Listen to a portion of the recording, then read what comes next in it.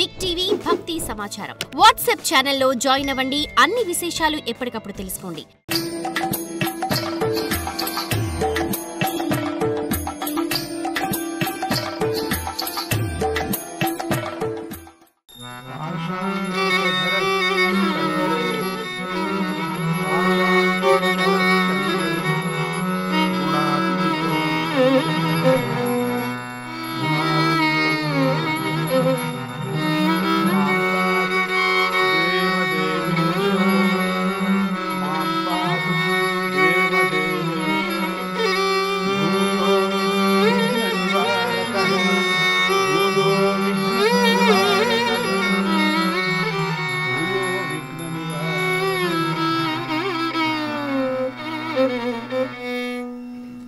మనం ఈ రోజు నుండి భాగవత భక్తుల కథలను చెప్పుకోబోతున్నాం. భాగవత అంటేనే భక్తుడు అని అర్థం. వ్యాస మహర్షి అంతటి వాడికే భాగవత మహాపురాణాన్ని రచించటం వల్ల మనశ్శాంతి లభించిందని చరిత్ర చెబుతూ ఉండగా సాధారణమైన మనుషులు కూడా భాగవతం ఎంతెంతగా ఉపయోగపడుతుందో వేరుగా చెప్పవలసిన పని. భాగవత అనే పదానికి భగవతి భక్త అని నిర్వచనం. అంటే భగవంతుడి విషయంలో భక్తిభావం కలిగిన వాడు అని అర్థం. నిజానికి ఆస్తికులందరూ కూడా భాగవతులే. కానీ భాగవత అనే పదం వినగానే మనకు విశేషంగా కొందరు భక్తులు చెప్తూ ఉంటారు, గుర్తుకొస్తూ ఉంటారు. ఎందుకు అలా అంటే ప్రాణులందరూ తమ ప్రాణాలను అమితంగా ప్రేమిస్తారు. ప్రాణం నిలుపుకోవటానికి ఏదైనా చేస్తూ ఉంటారు. కానీ కొన్ని సందర్భాల్లో ప్రాణము అల్పాయుష్గా ఉండవచ్చు. అల్పాయుష్లో సమయంలోనే కూడా భగవంతుణ్ణి తలుచుకోకపోవచ్చు. ఇక పూర్ణాయస్సు 100 సంవత్సరాలు నిండినప్పటికి కూడా భగవంతుణ్ణి తలుచుకోకపోవచ్చు. తలచరు. వాళ్ళిద్దరూ కూడా దురాదృష్టవంతులు. అల్పాయుష్లో ఉండినటువంటి వాళ్ళు భగవంతుణ్ణి తలిచారంటే ఇంకంతకన్నా భాగ్యం లేదు. ఇక పూర్ణమైనటువంటి ఆయస్సు ఉండేవాళ్ళు కూడా తలిచారంటే అంతకన్నా మహా తపస్సులు ఎవరు ప్రపంచంలో లేరు అని చెప్పవచ్చు. అందుకని ఈ ప్రాణం మీద చాలా ఇష్టపడతారు జనం. దానికోసం ఏమైనా చేస్తారు. ఇది అందరికీ తెలిసినటువంటి విషయమే, మనం అనుభవంలో ఉన్నటువంటి విషయమే. భాగవతోత్తములైనటువంటి కొందరు మహాత్ములు భగవంతుడిని తమ ప్రాణాల కన్నా ఎక్కువగా ప్రేమించారు. అది భగవతత్వం యొక్క విశేషం. అటువంటి వారు పరమ భాగవతులయ్యారు. ఈ పరమ భాగవతుల పేర్లను స్మరించినా కూడా భక్తి తత్వం అర్థమవుతుందని వారి యొక్క నామస్మరణకు ఫలంగా చెప్తారు. భాగవతంలో అత్యంత ప్రధానమైనటువంటి భక్తుల్లో ప్రహ్లాద, నారద, పరాశర, పుండరీక. ప్రహ్లాద, నారద, పరాశర, పుండరీక. వ్యాసాంబరీష, శుక, శౌనక, భీష్మదాల్బ్యాన్. వ్యాసాంబరీష, శుక, శౌనక, భీష్మదాల్బ్యాన్. రుక్మాంగదార్జున, వశిష్ఠ, విభీషణాదీన్. రుక్మాంగదార్జున, వశిష్ఠ, విభీషణాదీన్. పుణ్యానిమాన్ పరమ భాగవతాన్ స్మరామి. పుణ్యానిమాన్ పరమ భాగవతాన్ స్మరామి. విన్నారు కదా ఈ శ్లోకం? ఈ శ్లోకంలోని వారందరూ కూడా భక్తికి పరాకాష్ఠగా నిలిచి భగవంతుడి దర్శనాన్ని పొందిన వారే వీళ్ళంతా కూడా.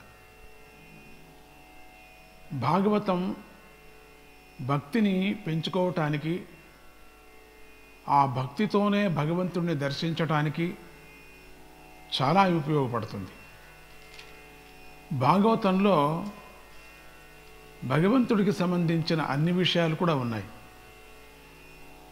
ఆ విషయాలను చెప్పేది కనుక భాగవతం అని పేరు వచ్చిందని కొందరు అంటారు. భక్తుల విషయాలను కూడా వారు చేసిన సాధనను చెప్పుకోవటం వల్ల చదివే వారిలోనూ వినేవారిలోనూ కూడా శ్రద్ధ పెరుగుతుంది. కనుక భక్తుల కథలను ఎల్లప్పుడూ శ్రవణం చేస్తూ ఉండాలి అని శాస్త్రం చెప్పింది. అందువల్ల మనం భాగవతంలో చాలా ప్రసిద్ధులైనటువంటి భక్తుల గురించి మనం ఇప్పుడు చెప్పుకోబోతున్నాం. భక్తుల గురించి చెప్పుకునే ముందు భాగవత అవతరణకు గల కారణాలను కూడా తెలుసుకుందాం. సద్భక్తులారా, మీరందరూ కూడా శ్రీమద్ భాగవతం వినండి వినండి. భగవంతుడి అవతారం కూడా వినండి. ఇది ఎంత విన్నా చాలదు. భాగవతాన్ని 2-3 పర్యాలు మీరు 2 రాష్ట్రాల్లోనూ కూడా విన్నారు. ఇంకా మళ్ళీ వింటూనే ఉన్నారు, మళ్ళీ వేసుకొని వింటున్నారు. అది ఎంతవరకు మంచిదో అది మీకే తెలుస్తుంది.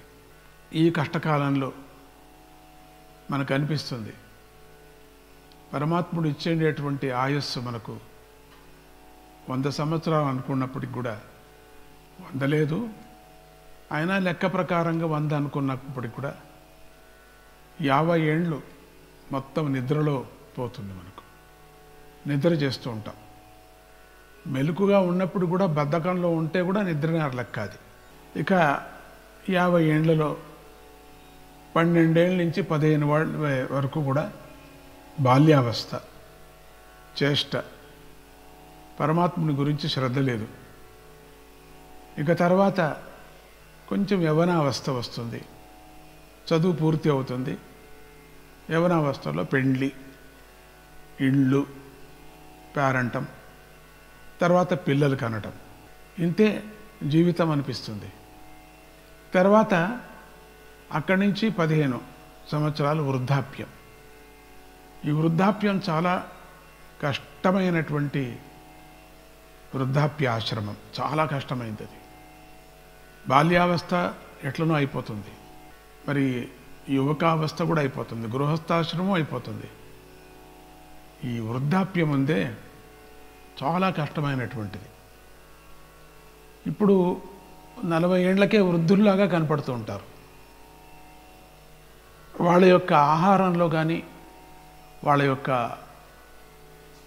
చేష్టల్లో, అంటే ఇంగ్లీష్లో బిహేవియర్, వాళ్ళ యొక్క ప్రవృత్తి బాగలేకపోవటం, చెడు గుణాలకి లోనవటం, డబ్బే ప్రధానం అనుకోవటం, ఇంకొకటికి మోసం చేయటం, అబద్ధాలు ఆడటం, దీంతో కాలహరణ చేస్తూ ఇక పిల్లలు కనటం. అంతే. 2 ఆడపిల్లలు పుడితే 3వది మగవాడే అని మగపిల్లకాయే, 3వది మగపిల్లకి పుడితే మళ్ళీ ఇంకా 2 ఇంకొకటి ఉంటే ఒకటి అమెరికాకు పంపించవచ్చు, ఒకటి ఇక్కడ పెట్టుకోవచ్చు, ఇంకొకటి కనటం ఒకటే అయిపోయింది. ఆ కనే ఇల్లాలు ఒక కని ఒక పశువులాగా తయారవుతుందేమో ఒక్కో పర్యం అనిపిస్తుంది. కామం ఒక్కటే ప్రధానంగా పెట్టుకున్నాం మనం ఇంట్లో. ఇక తర్వాత డబ్బు కోసం అబద్ధాలు, అంత కామమే ప్రధానం.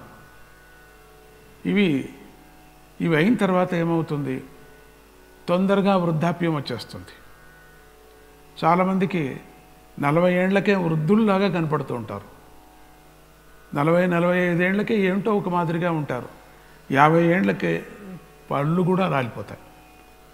అంటే వాళ్ళలో ఒక 3 గుణాలతో సంబంధించినటువంటి సత్వగుణాన్ని అభివృద్ధి లేక తమో రజస్ గుణాలతో బ్రహ్మచార్యాన్ని పాడు చేసుకొని వీర్య నష్టం చేసుకొని వాళ్ళలో అన్ని చేష్టలు ఉడికిపోతాయి. ఇక సంసారం బరువు అవుతుంది. తెలియకోకుండా కనీసం 4-5 పిల్లల్ని ఇప్పుడు మళ్ళీ మనకు బరువు అవుతుంది.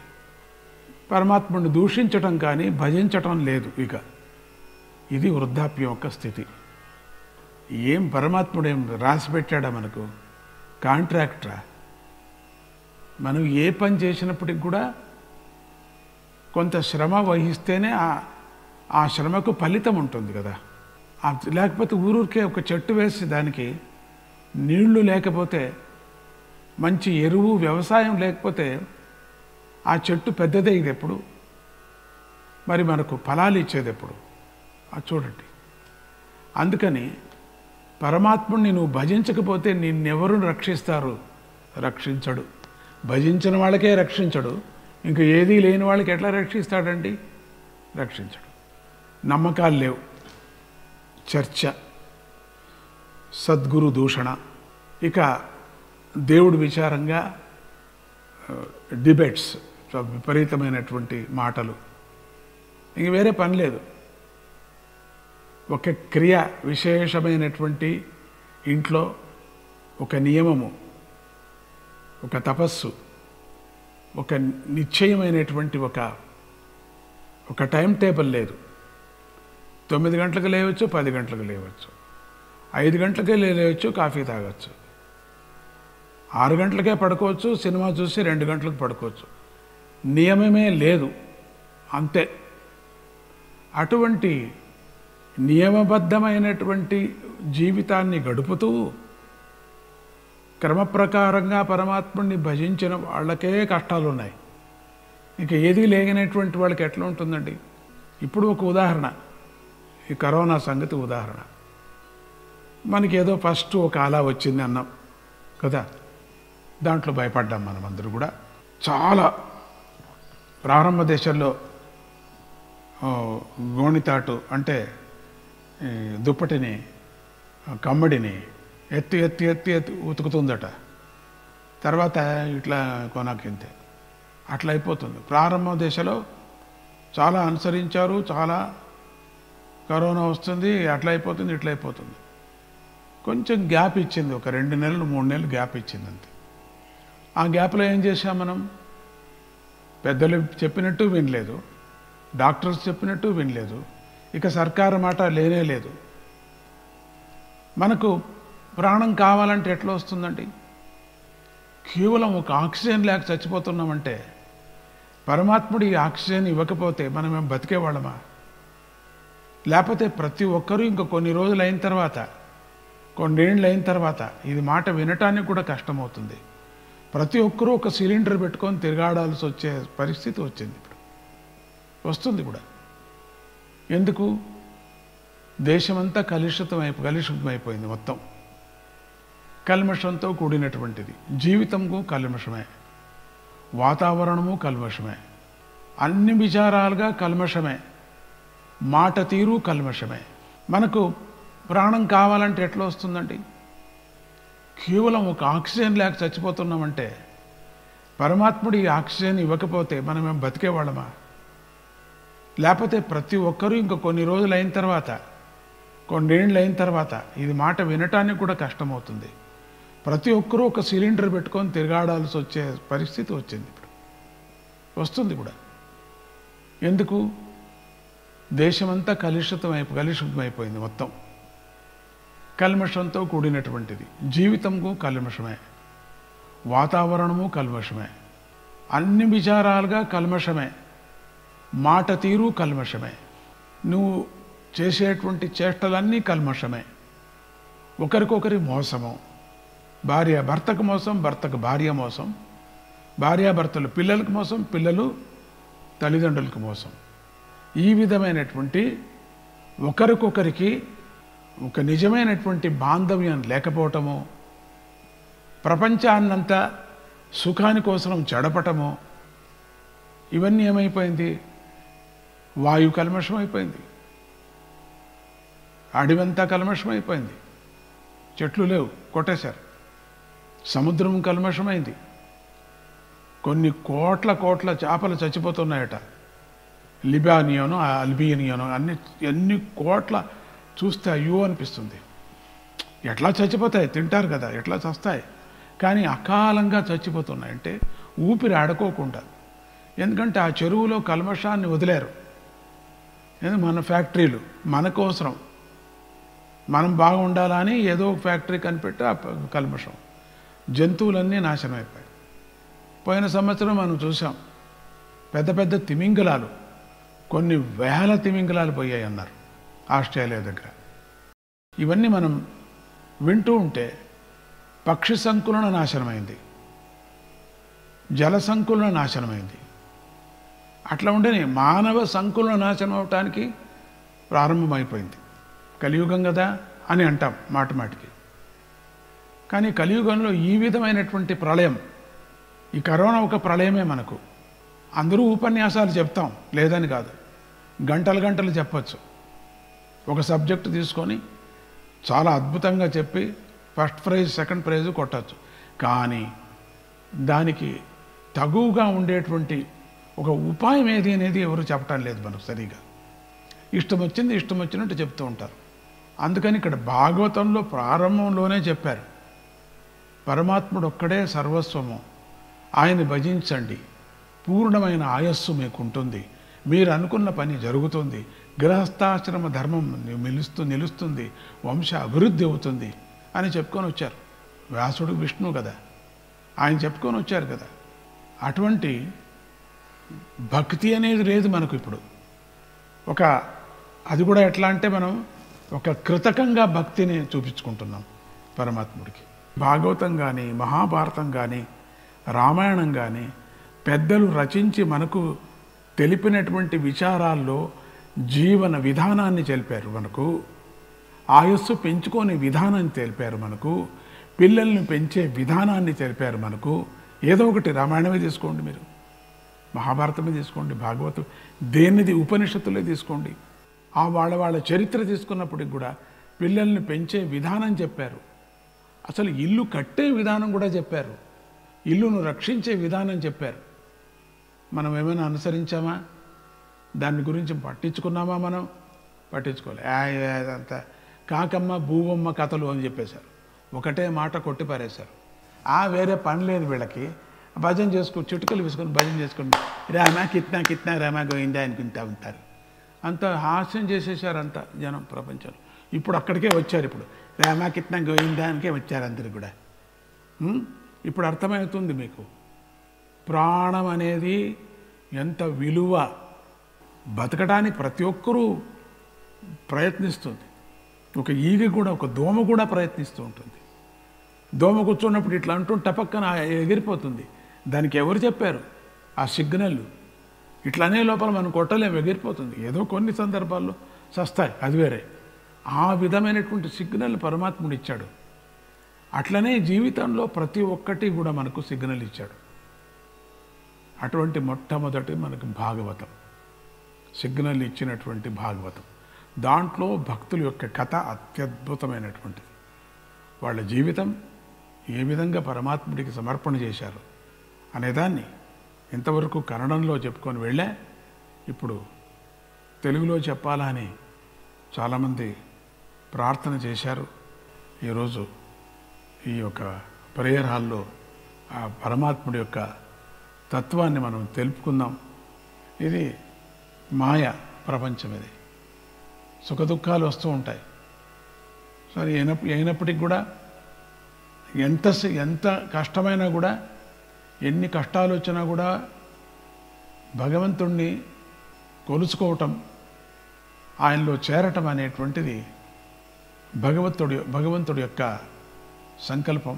అదే ఈ భాగవత భక్తుల కథ. భాగవతం అంటే ఇంకెంత అద్భుతమో అది. మొదట సగుణ బ్రహ్మ శ్రీహరి చేత తప అనే ఉపదేశం పొంది చతుశ్లోకి భాగవత ఉపదేశం కూడా పొందాడు ఆ బ్రహ్మ. ఆ బ్రహ్మ తన పుత్రుడైన నారదుడికి ఉపదేశించాడు. దానివల్ల ఆ ముని భక్తి జ్ఞాన వైరాగ్య పరిపూర్ణుడయ్యాడు. వేదాలను విభజించిన మేధావి, సర్వపురాణాల కర్త అయినటువంటి వ్యాసుడు నారదుని వల్ల భాగవతోపదేశం పొంది శాంతి పరిపూర్ణుడయ్యాడు. తర్వాత శుకముని భాగవతామృత పానం చేసి అవధూత సర్వాత్మకుడు అయి తన తండ్రి కన్నా గొప్పవాడయ్యాడు శుకబ్రహ్మ. ఆ తర్వాత పరీక్షిత్ రాజు శుకుని వల్ల ఈ ఉపదేశం 7 రోజుల్లో పొందాడు. 7 రోజుల్లో పునీతుడయ్యాడు. ఇంకో కథ వస్తుంది, వేణుడు 7 సెకండ్లో పొందాడు, 7 నిమిషాల్లో భాగవత ఉపదేశాన్ని. అంటే అత్యంత శ్రద్ధతో ఒక్క శ్లోకం చదివినా చాలు, సగం శ్లోకం విన్నా చాలు అన్నారు. అటువంటి భాగవతం యొక్క మహిమ అంత ఉంది. 7 రోజుల్లో పొంది పునీతుడై పరమహంస పదవిని పొందాడు పరీక్షితుడు. భావనాశీలుడైనటువంటి భక్తులారా, మీరందరూ కూడా వేదమనే కల్పవృక్షం నుంచి పుట్టి శుకముఖం నుంచి చులుక నోటి నుంచి జారిపడిన ఈ భాగవత రసాన్ని మరణించేదాకా త్రాగండి. నిగమ కల్పతరోర్గలితం సుఖముఖద అమృత ద్రవ సంహితం పిబత భాగవతం రసమాలయ ముహురకో రసికాభువి భావుకాహ. ఆ నోటి నుంచి వచ్చేటువంటి రసం ఉందే, రసాలు మామిడి పండు మనం అదంటే కదా మీకు అర్థమవుతుంది. భాగవతం ఉదాహరణ చెప్తే రసాలు, న్యూజివుడ్ రసాలంటే తెలుస్తుంది మీకు, ಅಥವಾ బాంబే పండు అంటే తెలుస్తుంది మీకు. న్యూజివుడ్ రసాలంటే అది తీసుకొని తాగినప్పుడు జొల్లు వస్తూ ఉంటుంది, కింద పడుతూ ఉంటుంది. న్యూజివుడ్ రసాలు అన్నప్పటికీ మీకు అప్పుడే వచ్చేసింది, జొల్లు వచ్చేసింది, అందరూ నోట్లో వచ్చేసింది. ఎటువంటి కాయలా వాడు కూడా తింటాడు. ఆ మామిడి పండు కాలంలో తినాల్సిందే, లేకపోతే జన్మ ఎందుకు? అట్లనే భాగవతం వినాల్సిందే, జన్మ ఎందుకు అన్నాడు. న్యూజివిడి రసాలు తింటే కదా అని అంటారు, ఏం చేసేది. అందుకని దానికి ఇక్కడ పోల్చారు. అమృత ద్రవ సంహితం సుఖముఖ అమృత ద్రవ సంహితం, సుఖముఖం నుంచి వచ్చినటువంటి అమృతమైనటువంటి ద్రవ సంహితమే భాగవతం. పరీక్షితుడు దాన్ని తాగాడు, అది చెవులతో తాగాడు. ఏం చెవులతో ఎట్లాంటి తాగేయటం ఏంటో, నోటితో కదా తాగాల్సింది. మామిడి పండు నోటితో తాగుతాం, భాగవత రసాన్ని చెవులతో తాగుతున్నాం. భాగవత రసాన్ని మరణించేదాకా త్రాగండి, వింటూనే ఉండాలట. అందుకనే ఆ యూట్యూబ్లో పెట్టారు స్వామీజీ, వింటూనే ఉండాల. ప్రహ్లాదుడు మొదలైనటువంటి అనేక మంది భక్తులు అన్ని రకాలుగా భగవంతుణ్ణి కీర్తించారంటే అందులో ఏదో బలమైన కారణం ఉండే ఉంటుంది అని మనకు అనిపిస్తుంది. ఒక్కొక్కళ్ళు సాధనకు ఒక్కొక్క కారణం ఉంటుంది. ప్రతి ఒక్క వాళ్ళ జీవన చరిత్ర తీసుకున్నప్పుడు ఏదో ఒక కారణం ఉండక తప్పదు. కానీ అందరి సాధనకు సాధారణమైన కారణం ఒకటే ఉంటుంది. అదేమిటంటే భగవంతుడు తన అవతారాలలో తన భక్తులను ఉద్ధరించిన విధానమే. నిజానికి భగవంతుడికి ఎన్ని అవతారాలు ఉన్నాయో ఎవరు చెప్పలేరు. కానీ 21 అవతారాలు చాలా ప్రసిద్ధిలో ఉన్నాయి. అందులో దశావతారాలు మరీ ప్రాచుర్యంలో ఉంది, నిజంగా ప్రచారంలో ఉంది. ఆ దశావతారాల గురించి చెప్పుకుంటే కానీ మనకు భక్తి దృఢపడదు. అందుకే భాగవత భక్తులను గురించి చెప్పుకునే ముందు భగవంతుడి దశావతారాలను సూక్ష్మంగా మనం పరిశీలిద్దాం. అవతార పరంపర.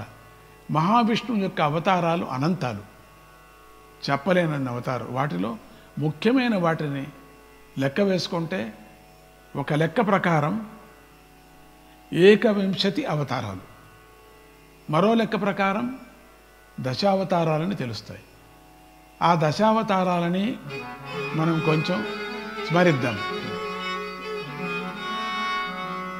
మత్స్యః కూర్మో వరాహశ్చ, మత్స్యః కూర్మో వరాహశ్చ,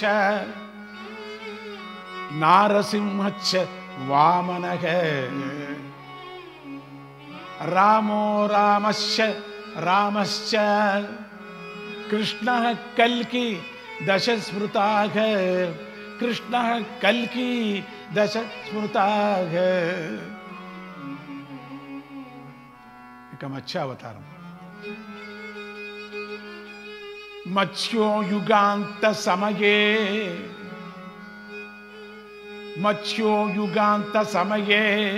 मनुलोपलब्धक क्षोणीमयो निखिल जीव निकायकेतः क्षोणीमयो निखिल जीव निकायकेतः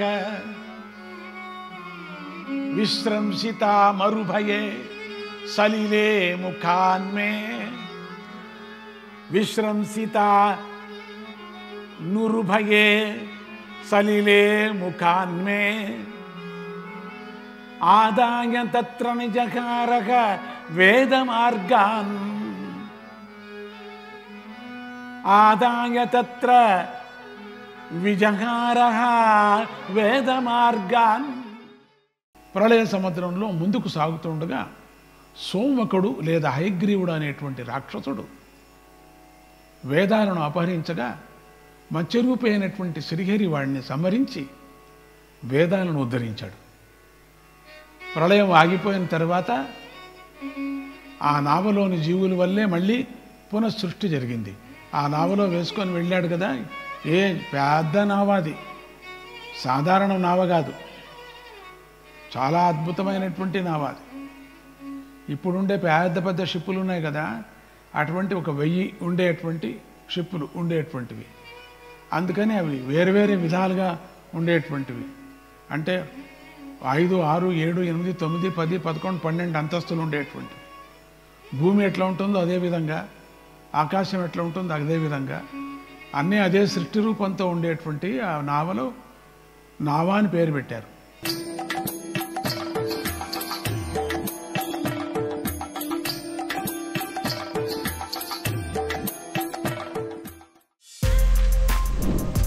For more videos like this, subscribe Big TV channel.